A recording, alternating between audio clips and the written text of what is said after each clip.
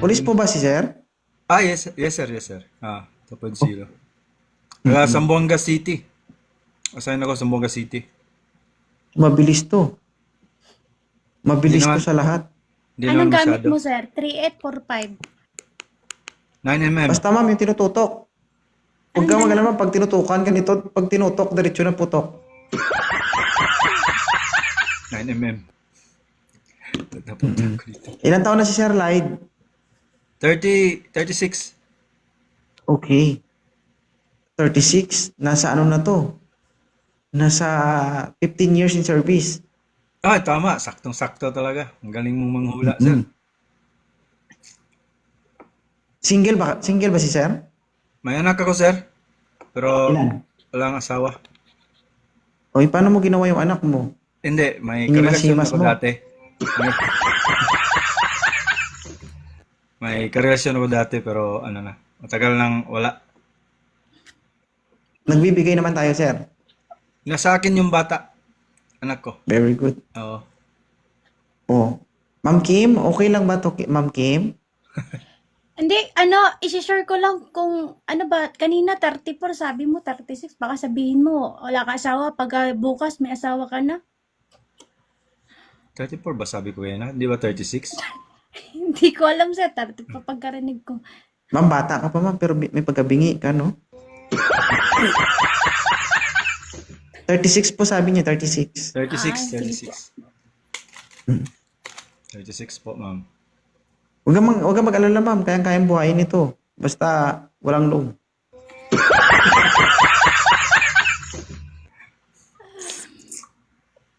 Okay na siya ma'am, si sir? Hindi, mag-usap muna kami kung compatible kami sa isa't isa. Wala naman akong sinabi maging kayo agad. Ang Hindi sinasabi ko man, lang kung okay na ba ito pag-usap na lang itong ba? makausap mo.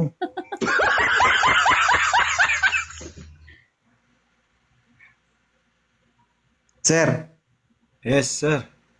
Sige wala po. pang anak to sir. Narinig ko nga kanina, sir. 1 taon pa lang nakapagpahinga to. Ibig sabihin, hindi pa masyadong healed to. Namamaga pa to.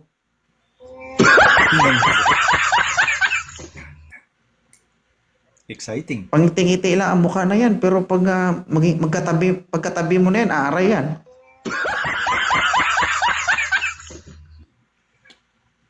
Sige sir, kausapin mo si ma'am.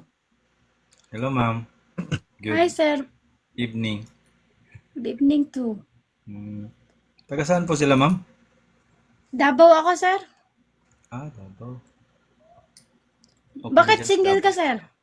Akala ko lahat ng akala ko lahat ng pulis matutulis. Dati matulis, pero nawala na yung tulis. Kasi nagloko Hindi. ka, sir. Kaya iniwan ka. Hindi. Hindi naman ako nagloko. Hindi lang kasi nagkaintindihan. Kaya nag-separate ways kami. Parang hindi pa kayo. Parang nag-aaway na kayo.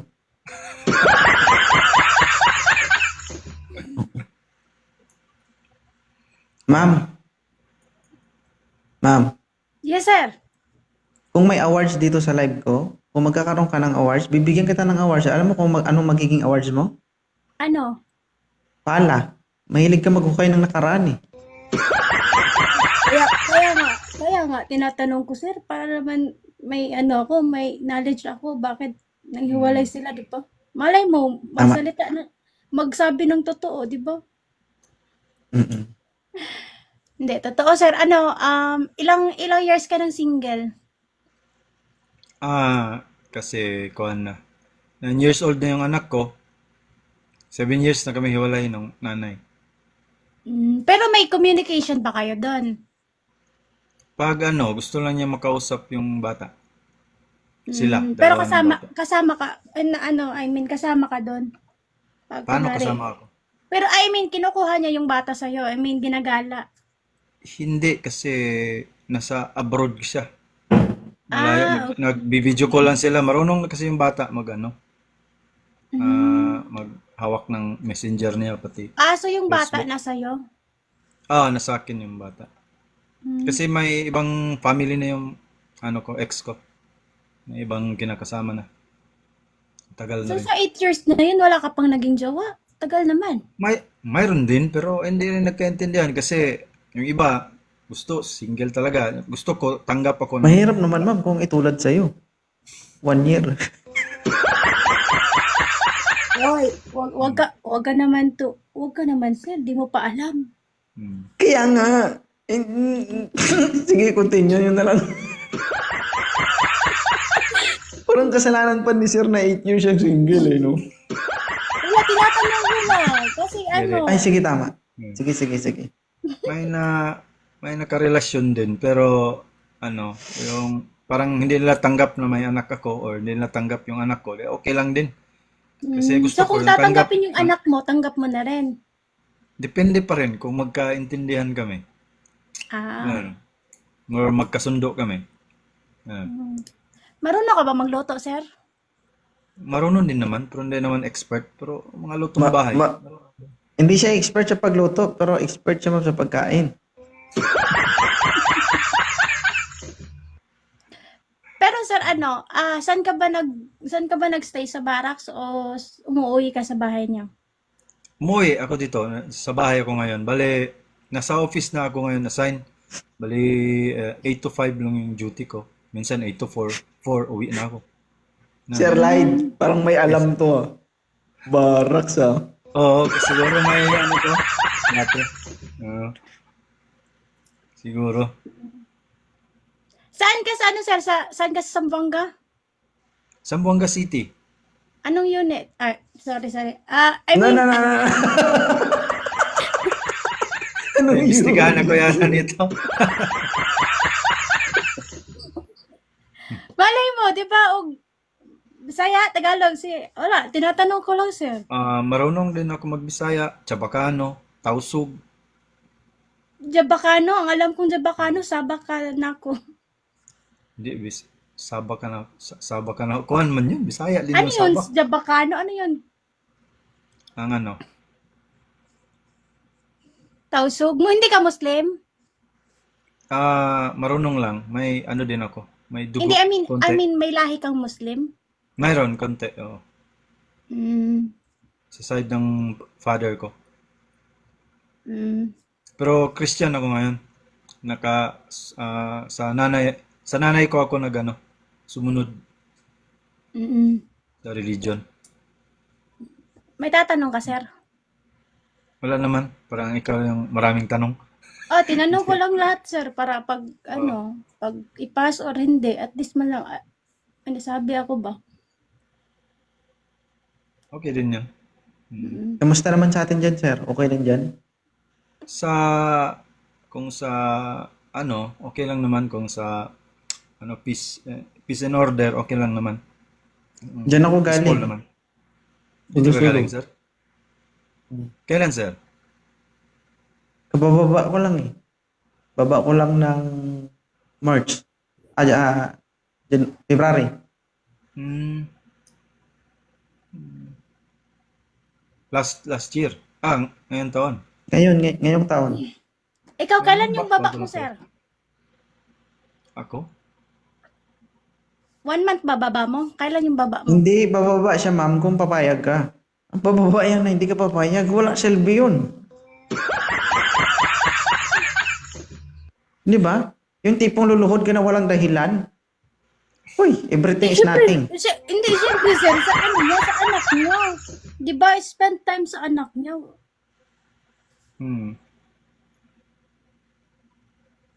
Yun lang tanong ko, sir. Pero okay lang si Sir Lyde. Di rin kasi ako masyadong masalita or matanong. Medyo mahihayin ako. Siyempre, ganyan sir kapag tirador.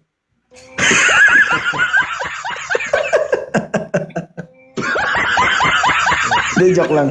Pinapatawa ko lang si Sir. Pakaseryoso eh. Ano ma'am Kim? Okay lang si Sir ma'am.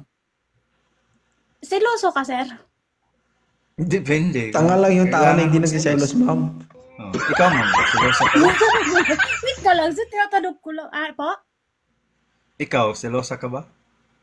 Depende. Kapag